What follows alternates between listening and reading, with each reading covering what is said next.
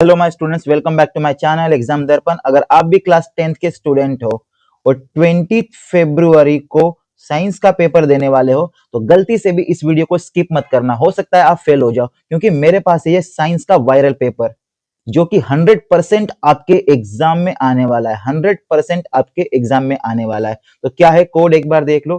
Code है 28SS। ठीक है, यहां सबसे पहले क्या करना है, आपको अपना रोल नंबर फिल कर लेना है। सबसे पहले आप क्या कर लोगे, रोल नंबर फिल करोगे। रोल नंबर फिल करने के बाद ये नोट पढ़ना बहुत जरूरी है। नोट क्या है, please check that this question paper content 27 printed page, कि इस क्वेश्चन पेपर में टोटल 27 पेज है या नहीं, ये आपको कंफर्म कर लेना है। पॉइंट नंबर 2 क्या है, question paper code given on the right hand side of the question paper. ये रहा क्वेश्चन पेपर कोड दिया हुआ है, written on the title page answer book, और इसे क्या लिखना है, कैंडिडेट अपने आंसर बुक में लिखेगा। पॉइंट नंबर 3 क्या है, 3 देखो, पॉइंट नंबर 3 है please check that this question paper contain 39 question. इस क्वेश्चन पेपर में टोटल कितने क्वेश्चन है, 39 क्वेश्चन। आगे, please write down the special numbers of the question in the answer book given place before attempting. Question paper को start करने से पहले, answer लिखने से पहले जो भी सीरियल नंबर आपको दिया है वो लिख लेना है। इसके बाद बात आती है point number 5, 15 minute time has been allotted to read this question paper, कि इस क्वेश्चन पेपर को 15 मिनट मिलेंगे आपको पढ़ने के लिए। ठीक है, कब से, 10:15 से लेके 10:15 से लेके 10:30 तक आपको टाइम मिलेगा इस क्वेश्चन पेपर को पढ़ने के लिए। The candidate will be read the question paper only, will not right answer on the answer book. इस टाइम में आपको किसी भी तरह का आंसर अपनी आंसर बुक में नहीं लिखना है। इस पेपर को सॉल्व करने के लिए आपको टाइम मिलने वाला है वो 3 आवर्स का है। पेपर साइंस का है, मैंने पहले बता दिया है, और मैक्सिमम मार्क्स कितने का होगा, 80 का होगा। आज मैं आपको 80 आउट ऑफ 80 फुल बताऊंगा, 80 मार्क्स पूरे कंप्लीट कराऊंगा आपको आज वीडियो में। चलो शुरू करते हैं। पहले एक बार इस इंस्ट्रक्शन को देख लो। इंस्ट्रक्शन क्या है, this question paper consist 39 question in 5 section. इस पूरे पेपर में 39 क्वेश्चन है जो कि 5 सेक्शन में डिवाइड है। नंबर 2 क्या बोल रहा है, ऑल क्वेश्चंस आर कंपलसरी, सारे क्वेश्चन करना आपको कंपलसरी है। And internal choice is provided in some question, कुछ क्वेश्चंस में आपको इंटरनल चॉइस मिलेगी। A student expected to attempt only one of this, और उनमें से कोई एक ही कर सकता है। जैसे दो और करके ये एक क्वेश्चन हो गया और मिला है, और ये दूसरा क्वेश्चन, इन दोनों में से कोई एक ही करना है, ना कि आप दोनों करके चले जाओ, नंबर कट जाएंगे, नंबर नहीं मिलेंगे। नेक्स्ट है सेक्शन ए। सेक्शन ए में consist 20 objective type questions carrying 1 marks. Section A में 20 क्वेश्चन होंगे और सारे के सारे क्या होंगे, ऑब्जेक्टिव टाइप होंगे। Point number 4, section B. Section B consist 6 very short answer type question.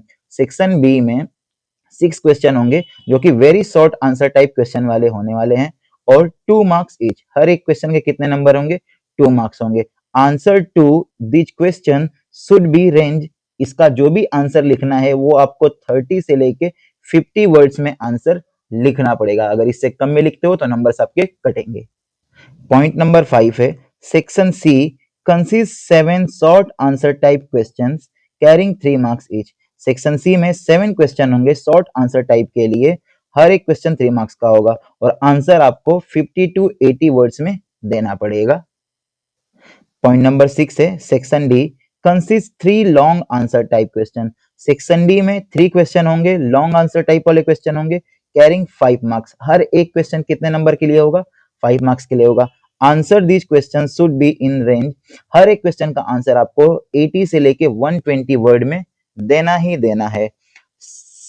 Point number 7 क्या बोल रहा है, section E. Section E consist of 3 sources based case study based unit. आपको इसमें 3 क्वेश्चन मिलेंगे और तीनों क्वेश्चन में केस स्टडी बेस्ड होंगे। ठीक है, असेसमेंट ऑफ 4 मार्क्स, हर एक क्वेश्चन कितने मार्क्स का होगा, 4 मार्क्स होगा, विद सब पार्ट्स। इसके अंदर कुछ आपको सब पार्ट्स भी होंगे। तो चलो करते हैं first question, section A. Section A क्या है एक बार देखो। सेक्शन ए में मैंने बहुत पहले भी हमेशा आपको बोला है कि कॉपी और पेन साथ में लेकर बैठा करो। तो चलो फटाफट वीडियो को पॉज करो और कॉपी और पेन साथ लेकर बैठो, टेंशन लेने की जरूरत नहीं है थोड़ी भी। अगर तुमने सिलेबस नहीं कंप्लीट किया है, अभी तक कुछ नहीं पढ़ा है, तो ये तुम्हारे लिए गोल्डन अपॉर्चुनिटी है।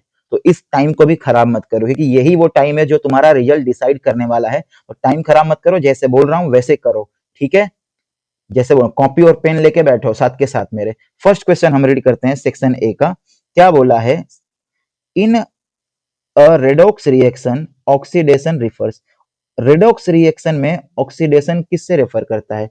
ऑप्शन है gain of electrons, loss of electron, sorry loss of oxygen, loss of electron, addition of hydrogen. कौन सा ऑप्शन होगा सही इसमें?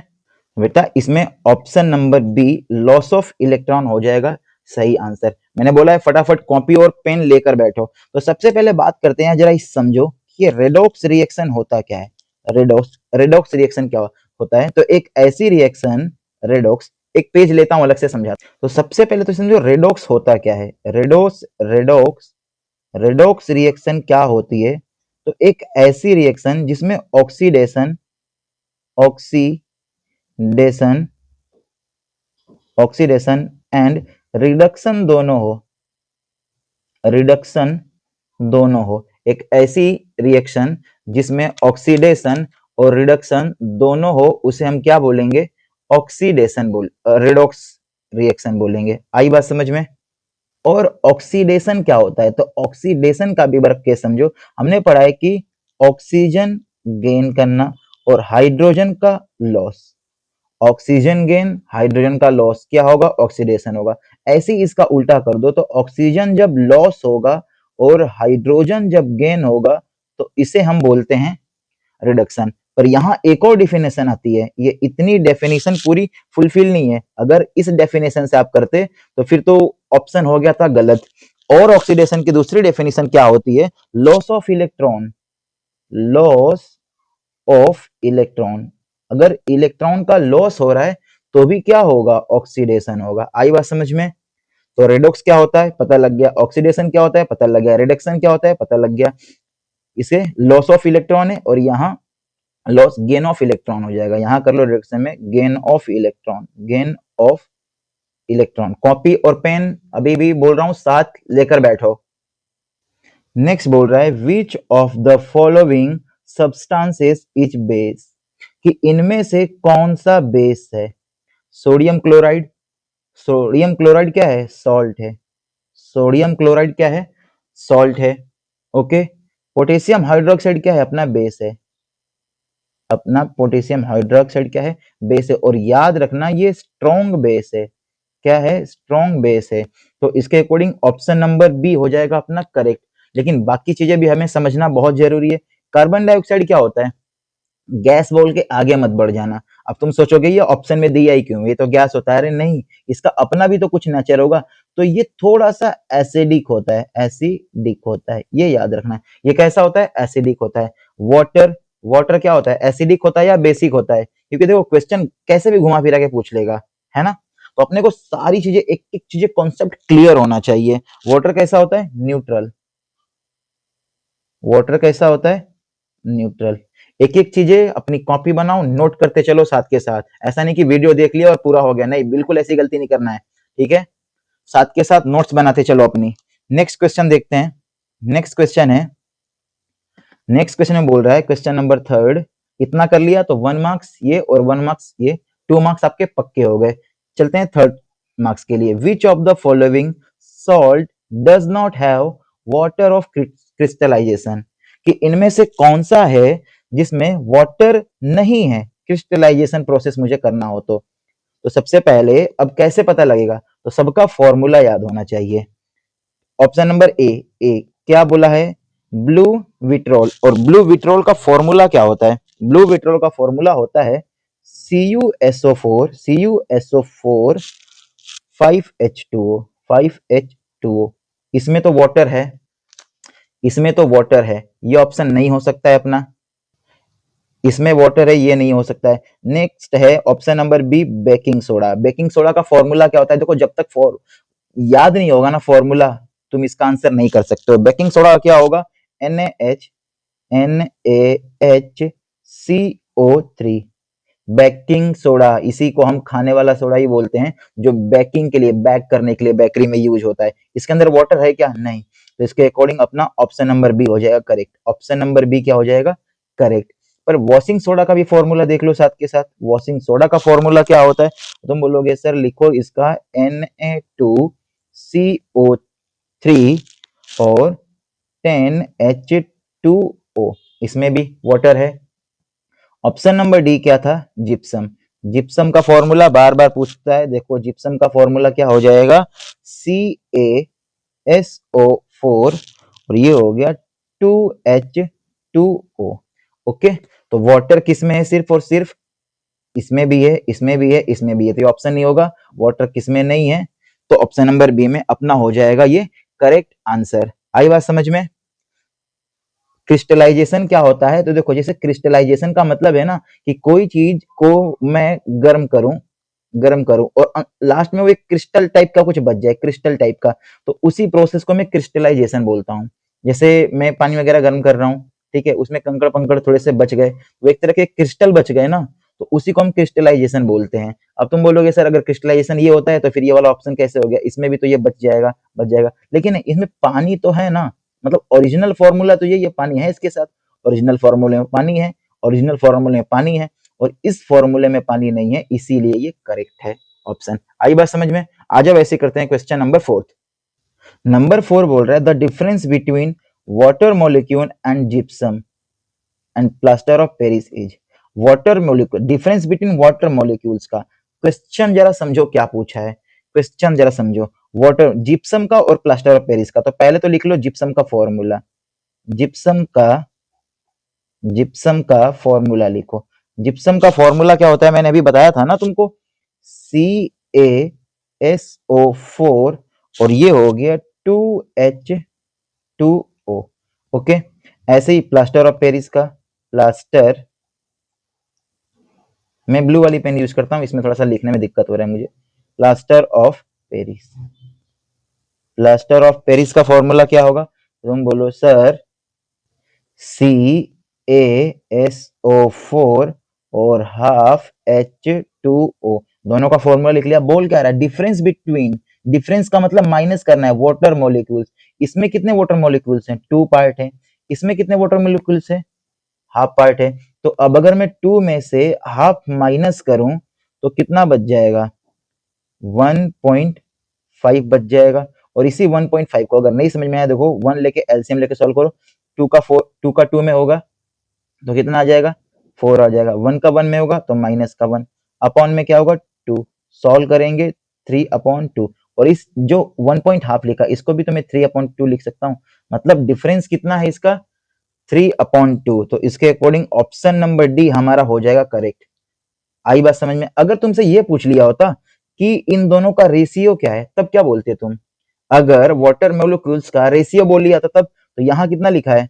2 है, तो 2 और ये रेशियो हाफ, तो क्या ऐसे लिखोगे? नहीं, इसको डबल कर दो, तो डबल किया तो 4 हो गया। डबल का मतलब 2 का मल्टीप्लाई किया, इसमें भी 2 का मल्टीप्लाई करो और 2 से 2 कैंसिल हो गया, ये कितना हो गया? 1।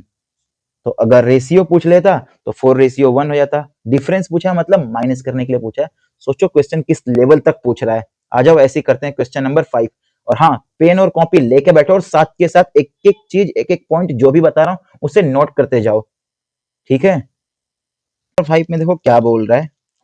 An iron nail was suspended in CuSO4 solution and kept for while the solution is।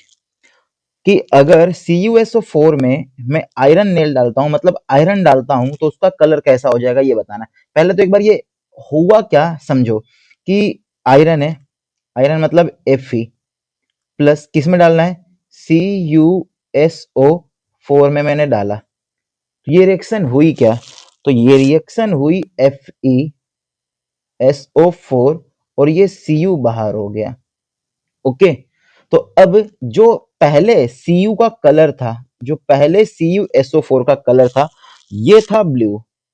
कई बार पूछ लेगा कि पहले कौन सा कलर था, पहले था ब्लू और बाद में ये कौन सा हो गया, तो बोलोगे लाइट ग्रीन हो गया, लाइट ग्रीन हो गया। कौन सा है ऑप्शन? ब्लू टू, नहीं, कौन सा हो जाएगा? टर्न ग्रीन कोटिंग वॉल, हाँ ग्रीन, ग्रीन कलर मिला है, तो ऑप्शन नंबर बी अपना हो जाएगा करेक्ट आंसर। एक बार जरा मुझे बताना कि ये रिएक्शन कौन सी है। मोर रिएक्टिव एलिमेंट ने लेस रिएक्टिव एलिमेंट को हटा दिया, तो इस रिएक्शन को हम क्या बोलते हैं? Displacement reaction. क्या बोलेंगे? Displacement reaction. ये भी याद रखना, ये रिएक्शन कौन सी है? डिस्प्लेसमेंट रिएक्शन है। आ जाओ ऐसे ही करते हैं क्वेश्चन नंबर 6। क्वेश्चन नंबर 6 बोल रहा है the IUPAC name of the compound. इस कंपाउंड का आयुपैक नेम क्या है? तो इस कंपाउंड का आयुपैक नेम क्या हो जाएगा? इथेनॉल। ठीक है, अब ये कंपाउंड है कौन सा? अगर ये भी तुम्हें जानना हो, सुनिए ये कंपाउंड है कौन सा, तो इसको बोलोगे एथिल एल्कोहल। एल्कोहल, ये कंपाउंड कौन सा है? Ethyl alcohol. और ये इसका फॉर्मूला है। अगर ऐसे ही तुम्हें इसका फॉर्मूला लिखना हो ब्यूटेनॉल का, अगर पूछ ले तो भाई ब्यूटेनॉल का फॉर्मूला बताओ, तो बोलोगे CH3 CH2 CH2, फिर कितनी बार हो गया? एक दो बार, और लिखो एक बार CH2 और OH। CH3 एक बार, CH2 तीन बार, और फिर लिखना है OH। ये क्या है? ब्यूटेनॉल। ऐसे ही प्रोपेनॉल का अगर फॉर्मूला तुमसे पूछ ले तो क्या लिखोगे? CH3 CH3 CH2 CH2 और लास्ट में OH। ऑल आ रहा है ना? OH। इथेनॉल का तो हो गया। अगर मेथेनॉल का लिखना हो तब, तो मेथेनॉल का लिखोगे आप, पेज को सही कर लो थोड़ा सा, मेथेनॉल का लिखोगे आप CH3 CH3OH। एक चीज सबका पता लग गया। अगर पूछ ले कि इस जो दिया हुआ है एथिल अल्कोहल, इस एथिल अल्कोहल में या फिर एथेनॉल में कम कार्बन कंपाउंड कितने हैं, तो क्या बोलोगे? 1 2, सिर्फ 2 है। इसमें बोले तो 1, अगर इसमें पूछ ले तो 1 2 3, इसमें पूछे तो 1 2 3 4। ये भी याद रखना है। और दूसरी चीज, अगर ऐसे ही तुम्हें इसका स्ट्रक्चर बनाने के लिए दे दे तब क्या करोगे? स्ट्रक्चर बनाने के लिए दे देते हो तो देखो कैसे करोगे। सबसे पहले इसका स्ट्रक्चर कैसे बनाओगे? अगर स्ट्रक्चर दे दे तुम्हें तो फॉर्मूला क्या था? CH3 CH2OH। तो पहले लिखो C सिंगल बॉन्ड के साथ C, 1 2 3, H आ जाएगा, यहाँ भी H और ये भी H। ओके, कितने H है? 3 और 3 और 2 5 हो गए, 3 हो गए। यहाँ एक लिखो H और ये हो गया H, यहाँ आएगा O और फिर H। देखो कार्बन के 1 2 3 4 पूरे हो गए, इस कार्बन के 1 2 3 4 पूरे हो गए, ऑक्सीजन के 1 और 2 पूरे हो गए, और हर एक हाइड्रोजन के पास एक एक है। अगर स्ट्रक्चर बनाने के लिए बोल दे तो भी देख लो स्ट्रक्चर कैसे बनेगा। तो सारे ऑप्शंस को समझ लिया हमने। आज अब ऐसे समझते हैं क्वेश्चन नंबर 7। उससे पहले इस आयुपैक का, आयुपीएससी का मुझे जरा बताओ फुल फॉर्म क्या है? कमेंट करके बताना कि इस आयुपीएससी का फुल फॉर्म क्या है, कमेंट करना मुझे इसका। और जिसको नहीं पता ना, एक बार सुन लो, International Union of Pure and Applied Chemistry. ठीक है, याद रखना है। क्वेश्चन नंबर 7 करते हैं। नंबर 7 है how does this fungi obtain nutrition, कि फंगी न्यूट्रिशन कैसे अटेन करती है। तो पहली चीज तो ये जान लो कि फंगी जो होती है वो क्या होती है? हेटेरोट्रॉपिक होती है। क्या होती है? हेटेरोट्रॉपिक, हेटेरोट्रॉपिक होती है। अब हेटेरोट्रॉपिक का मतलब क्या था?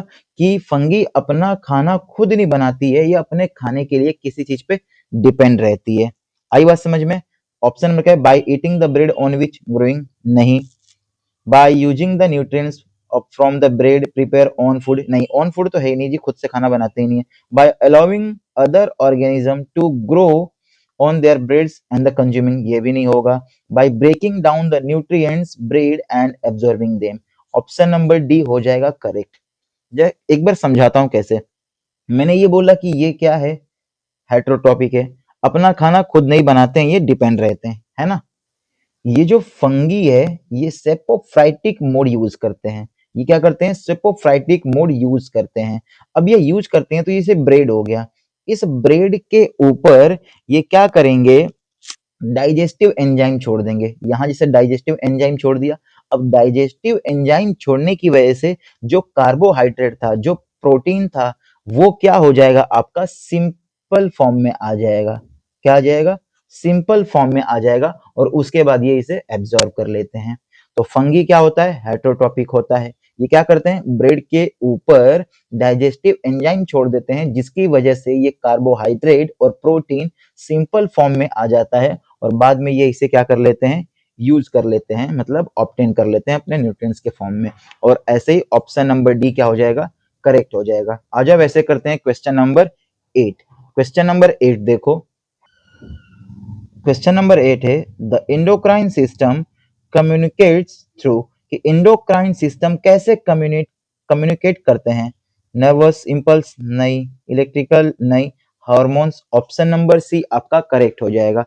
हार्मोन्स क्या होते हैं? तो हार्मोन्स एक तरह के क्या होते हैं? केमिकल मैसेंजर होते हैं, जो बॉडी में मैसेज को पास करते हैं। केमिकल मैसेंजर हार्मोन्स क्या होते हैं? Chemical messenger. Question number 9। Question number 9 बोल रहा है what type of reflex action occurs without conscious control? किस टाइप का रिफ्लेक्स एक्शन होगा अगर हम कॉन्शियस नहीं है, मतलब सीरियस नहीं किसी में? वॉलुंटरी नहीं, इनवॉलुंटरी। बिल्कुल इनवॉलुंटरी क्या हो जाएगा अपना? ऑप्शन नंबर बी करेक्ट हो जाएगा। रिफ्लेक्स एक्शन, अब देखो जरा वॉलुंटरी क्या होता है एक बार समझना। वॉलुंटरी मतलब जो हम कंट्रोल कर सकते हैं। इनवॉलुंटरी का मतलब है जिसे हम कंट्रोल नहीं कर सकते, जैसे छींक हो गई, कंट्रोल नहीं कर सकते, या फिर कोई पत्थर वगैरह फेंक रहा है, तुम्हारी आंखें अचानक से बंद हो जाती है ना? तो वो सारे के सारे क्या है? अपने रिफ्लेक्स एक्शन है। कंडीशन मतलब कुछ चीजों पे डिपेंड करा, और लर्न तो हो ही नहीं सकता।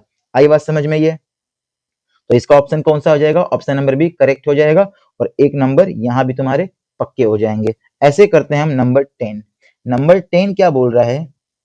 Which hormone secretes the pancreas lower blood glucose? कि कौन सा हार्मोन निकलता है पेनक्रियास से जो ब्लड शुगर लेवल को क्या करता है? कंट्रोल कम करता है।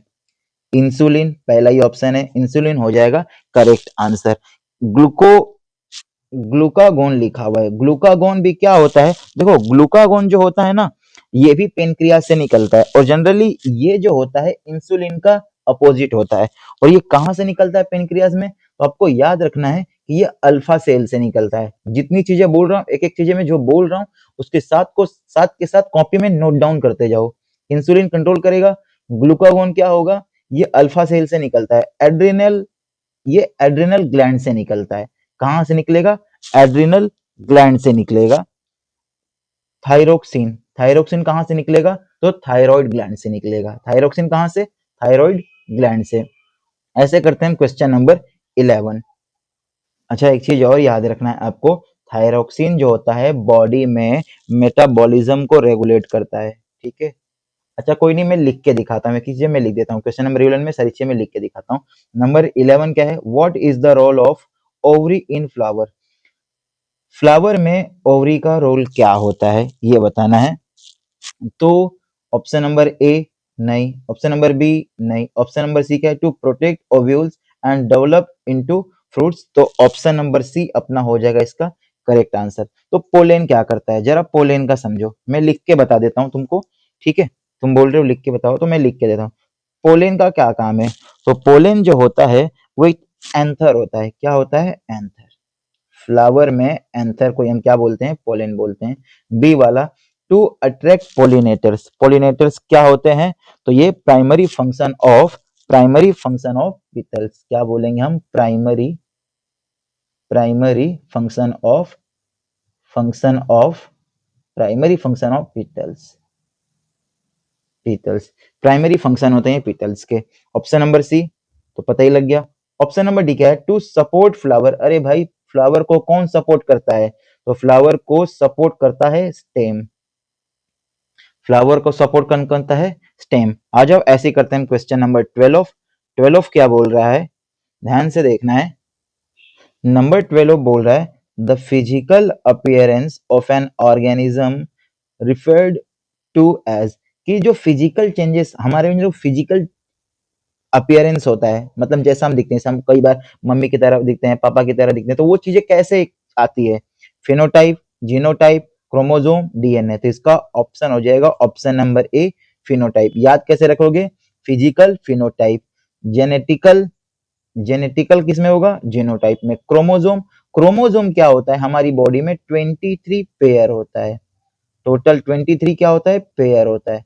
अगर ऐसे बात करें तो 46 होता है, और नंबर 23 वाला ही डिसाइड करता है कि कोई बॉय होगा या गर्ल होगा। ठीक है, क्रोमोसोम। डीएनए, डीएनए, डीएनए क्या होता है? देखो, डीएनए का फुल फॉर्म हमें याद रखना पड़ेगा आपको। डीएनए का फुल फॉर्म इसका याद रखना आप, D oxy ribo ribo nucleic acid. D ribo nucleic acid होता है डीएनए का फुल फॉर्म। अगर ऐसे ही आरएनए का पूछ ले, आरएनए का, तो सिर्फ यहां तक लिख देना राइबो न्यूक्लिक एसिड। क्या लिखेंगे सिर्फ हम? Ribo nucleic acid. अब डीएनए करता क्या है? तो डीएनए जेनेटिक कोड, जो जेनेटिक कोड होता है, जेनेटिक कोड होता है, जेनेटिक कोड उसको कैरी करता है। जेनेटिक कोड को क्या करता है? कैरी करता है। तो राइबोसोम कहाँ होता है? डीएनए के अंदर ही होता है, जीन और डीएनए के अंदर ही होता है। ठीक है, आ जाओ, ऐसे हम करेंगे क्वेश्चन नंबर 13। ये याद रखना है डीएनए का फुल फॉर्म। जितनी चीजें बोलते जा रहा हूँ ये याद रखना है आपको, और कॉपी में साथ के साथ लिखते जाओ, एक एक चीज जो जो मैं बोल रहा हूँ कॉपी में लिखते जाओ, प्रॉपर एक नोट बना लो अपनी। क्वेश्चन नंबर 13 बोल रहा है which of the following describe concave mirror, कि कनकेव मिरर को कौन डिस्क्राइब करता है? क्या concave mirror it converse the light रे, क्या कन्वर्स करता है लाइट रे को? तो जी बिल्कुल करता है कनकेव। पहला ही ऑप्शन हो जाएगा आपका करेक्ट। चलो बाकी ऑप्शन भी देख लेते हैं। डाइवर्स कौन करेगा? तो डाइवर्स बोलो सर ये तो कन्वेक्स करता है। डाइवर्ज कौन करेगा? कन्वेक्स करेगा। अच्छा, जो जो मैं लिखने के लिए बोल रहा हूँ तुम लोगों को, कॉपी में कौन कौन लिख रहा है? सब लिखते हो या नहीं लिखते हो? कमेंट जरूर करके बताना कि लिखते हो या नहीं लिखते हो। ठीक है, अभी तक भी कुछ नहीं पढ़ा है तो टेंशन लेने की बात नहीं है, जो जो करा रहा हूँ बस करते जाओ उसको। सी क्या है? It produce real image, real image, सिर्फ और सिर्फ रियल इमेज। कौन बनाता है सिर्फ रियल इमेज? जरा बताओ मुझे, रियल इमेज कौन बनाता है? तो इसका आंसर भी हो जाएगा कनकेव। कनकेव क्या होता है? कनकेव, कनकेव जो होता है रियल और वर्चुअल, वर्चुअल दोनों बनाता है। ठीक है, बट यहाँ रियल इमेज की बात हुई है, सिर्फ और सिर्फ ओनली रियल। तो ओनली ओनली रियल नहीं, ये रियल और वर्चुअल दोनों बनाता है, वरना ये भी ऑप्शन हो जाता। अगर यहाँ ये लिख दिया होता तो ये भी हो जाता। तो कनकेव क्या होता है? लाइट को कन्वर्ज करता है। ठीक है, और रियल और वर्चुअल दोनों इमेज बनाता है। इसमें बोल रहा है ओनली वर्चुअल, तो ओनली वर्चुअल कौन बनाता है? ओनली वर्चुअल बोलो कन्वेक्स बनाता है, ओनली वर्चुअल। इतना डेटा नोट कर लिया तुमने? ठीक है, तो आ जाओ क्वेश्चन नंबर 14 करते हैं। जो क्वेश्चन नंबर 14 बोल रहा है which of the following help to focus light on retina, कौन सी चीज है जो फोकस लाइट को कंट्रोल करती है, हेल्प करती है फोकस के लिए रेटिना पर? ठीक है, तो पहला ऑप्शन क्या है? आइरिस। आइरिस क्या करती है जरा बताना मुझे एक बार। तो आइरिस जो होता है कलर पार्ट होता है। क्या होता है? Colour part. ये भी याद रखना पॉइंट नंबर 1 कि आइरिस क्या होता है? कलर पार्ट होता है। और ये क्या करता है? कंट्रोल करता है, control amount of, amount of light, light. पूछा भी यही था कि कौन लाइट को कंट्रोल करता है, तो इसके अकॉर्डिंग क्या हो जाएगा अपना? ए होना चाहिए था, पर क्या पूछ रहा है? रेटिना पर। तो ये आइरिस तो नहीं होगा, कलर पार्ट होता है, ये कंट्रोल करता है अमाउंट ऑफ लाइट को। पुपिल की बात कर लेते हैं। पुपिल की देखो, पुपिल क्या करता है आपका? बताना, पुपिल क्या करता है आपका? तो पुपिल जो होता है central opening in the iris. ये क्या होता है? सेंट्रल ओपनिंग, यहां दिख नहीं रहा ना, यहां लिखता हूं central opening, opening in the iris, in the iris, central opening in the iris. दूसरी चीज यही अलाउ करता है, it allows the light pass, it allow, it allow the light pass, light pass, pass through, through to the, to the lens, lens. आई बात समझ में? Pupil का समझ में आ गया। ऐसे ही सिलियरी मसल्स क्या करता है? सिलियरी मसल्स, मैं बोलता हूं, नोट करना। These muscles control the shape of the eye lens, point number 1। Change it's focal length, और उसकी फोकल लेंथ को चेंज करता है, और उसी को तुम क्या बोलते हैं? अकोमोडेशन। कॉर्निया, कॉर्निया क्या होता है अपना? इसका विच of the following help focus on the light? Focus cornea. Option number D क्या हो जाएगा इसमें? आपका करेक्ट आंसर हो जाएगा नंबर 14 का। क्वेश्चन नंबर 15 क्या करते हैं? Two resistor 6 ohm and 3 ohm connected in parallel, what is the equivalent resistance? तो इक्विवेलेंट रजिस्टर क्या होगा? तो पहले पैरेलल में बोला है तो होता है 1/R1 प्लस 1/R2। 6 और 3 है, यहाँ लिखूंगा 1/6 प्लस 1/3। अच्छा, एक चीज मुझे बताना, ये जो एक एक पॉइंट में बता रहा हूँ ये तुम्हें बताऊं या नहीं बताऊं? मुझे बता देना। जैसे इसका बता दिया, इसका सबका पॉइंट बताया, वो बताऊं या नहीं बताऊं तुम्हें? फटाफट क्रॉस मल्टीप्लीकेशन एलसीएम लेके सॉल्व करेंगे। तो ये होगा 3 प्लस 6 अपॉन में 6 3 जा 18। कितना हो गया ये? तो ये ऊपर हो गया 9 अपॉन में 18, 9 1 जा 9, 9 2 जा, तो 1 अपॉन आर की वैल्यू कितनी आई है? 1/2। तो आर की वैल्यू कितनी हो जाएगी? 2। ऑप्शन है कोई? ऑप्शन नंबर डी हो जाएगा करेक्ट। ओके, आ जाओ ऐसे ही करते हैं क्वेश्चन नंबर 16। नंबर 16 है, Shreya places some iron filing around a magnet. ये एक मैग्नेट है, इस मैग्नेट के अराउंड श्रेया ने कुछ आयरन फिलिंग्स रख दिया। The iron filings arrange themselves, और ये आयरन फिलिंग्स खुद से अरेंज हो गए। शोन इन द इमेज, ये इमेज में दिखाया हुआ है। क्वेश्चन क्या पूछ रहा है? Shreya labelled 4 different region, Shreya ने अलग अलग डिफरेंट रीजन लिखा। जैसे ये आर हो गया, क्यू हो गया, एस हो गया, और ये पी हो गया। अराउंड द मैग्नेट, मैग्नेट की side. Where would the magnetic field the strongest, सबसे ज्यादा कहाँ है? यहाँ देखो, यहाँ भी थोड़ा थोड़ा गैप दिख रहा है, यहाँ तो है ही नहीं। आर, आर के पास है। आर ऑप्शन है क्या? तो आर हो जाएगा इसका अपना करेक्ट आंसर नंबर सी का। मैग्नेट की बात है तो थोड़ा सा मैग्नेट का सुन लो। ये मैग्नेट हो गया, और मैग्नेट में एक होता है नॉर्थ पोल और एक होता है साउथ पोल। तो मैग्नेटिक फील्ड कहाँ से निकलती है? नॉर्थ पोल से साउथ पोल की तरफ निकलती हैं। मैग्नेट के बाहर नॉर्थ पोल से निकलती है, साउथ पोल में जाती है। और पर मैग्नेट के अंदर क्या होता है? साउथ पोल से नॉर्थ पोल, मैग्नेट के अंदर साउथ पोल से नॉर्थ पोल। और एक चीज, अपोजिट, जैसे अपोजिट पोल्स नॉर्थ और साउथ, अपोजिट जो पोल्स होते हैं जैसे नॉर्थ और साउथ, अपोजिट पोल क्या करते हैं? एक दूसरे को अट्रैक्ट करते हैं, अट्रैक्ट करते हैं अपोजिट पोल। और ऐसे ही लाइक पोल, लाइक पोल का मतलब है सेम पोल, सेम पोल क्या करते हैं? ऐसे नॉर्थ नॉर्थ साउथ साउथ क्या करेंगे? एक दूसरे को ये रिपेल करेंगे। और ये जो मैग्नेटिक फील्ड लाइंस है ये एक दूसरे को कभी नहीं कट करती हैं। तो मैग्नेट के बाहर नॉर्थ से साउथ, मैग्नेट के अंदर साउथ से नॉर्थ। लाइक पोल क्या करेंगे? रिपेल करेंगे, और अनलाइक क्या करेंगे? एक दूसरे को अट्रैक्ट करेंगे। ऑप्शन नंबर सी क्या है इसका? करेक्ट ऑप्शन है। अब करते हैं क्वेश्चन नंबर 17। नंबर 17 है बेटा, क्या लिखा है? Question number 17 to 20 consist to statement, reason, assertion and reason. तो ये असर्शन और रीजन वाले क्वेश्चन है 17 से लेके 20 तक। ठीक है, answer these questions by selecting the appropriate option. इनमें से जो भी ऑप्शन होगा, option A B C D दिया हुआ है। एक बार ऑप्शन पढ़ लेते हैं। Both A and R true, जब दोनों ट्रू हो। R is the correct explanation of A, और आर करेक्ट एक्सप्लेन कर रहा हो, तो उस केस में ए सही होगा। Both A and R true, दोनों सही हो, लेकिन but R is not correct explanation, लेकिन आर अच्छे से एक्सप्लेन नहीं कर पा रहा हो। ऑप्शन नंबर सी कब सही होगा? जब A is true but R is false. Okay, D कब सही होगा? जब A is false R is true, A false हो आर ट्रू हो। तो चलो नंबर 17 सबसे पहले करते हैं और देखते हैं ऑप्शन नंबर कौन सा होगा। असर्शन क्या है? The direction of magnetic field lines around straight conductor can be determined using right hand thumb rule. तो ये स्टेटमेंट, असर्शन तो बिल्कुल क्या है अपनी? ट्रू है। असर्शन तो क्या हो गई?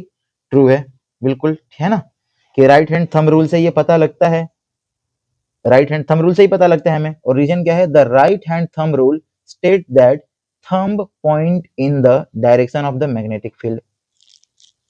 पर ये क्या है, ये तो गलत हो गया, रीजन क्या है, फॉल्स है ना, रीजन क्या है, फॉल्स है। तो उस केस में अब कौन सा सही होगा अपना, assertion true reason false, assertion true reason false. तो ऑप्शन नंबर सी इसमें सही हो जाएगा, इसके लिए ऑप्शन नंबर सी हो गया करेक्ट। 18 देखते हैं, असर्शन बोल रहा है a current carrying wires defects the magnetic needle placed near it. Assertion क्या है, असर्शन अपना ट्रू है, असर्शन तो ट्रू हो गया। अ करंट कैरिंग वायर की एक वायर है जो करंट को कैरी कर रहा है, defects a magnetic field needle placed near it.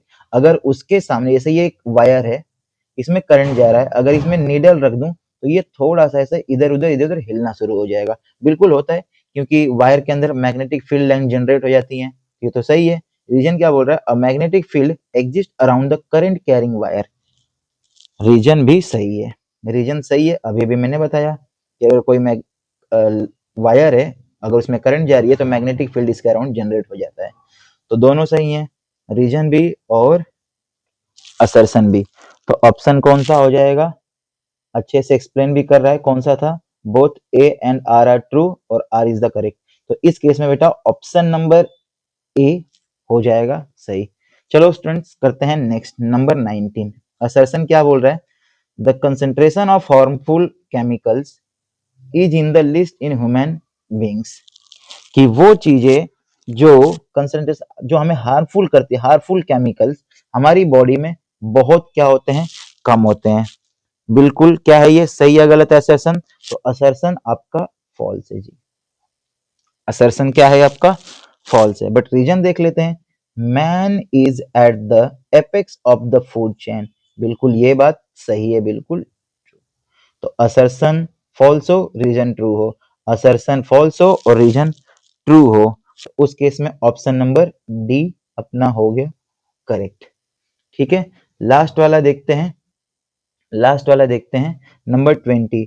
Assertion क्या है, deforestation contributes to increase carbon dioxide levels in the atmosphere. कि डिफोरेस्टेशन मतलब इंक्रीज कर रहा है कार्बन डाइऑक्साइड, ज्यादा पेड़ वेड़ काटना कार्बन डाइऑक्साइड की लेवल को बढ़ा रहा है एटमॉस्फेयर में, ट्रू है या फॉल्स है, बिल्कुल यार ये ट्रू है। रीजन क्या बोल रहा है, tree absorb carbon dioxide during photosynthesis.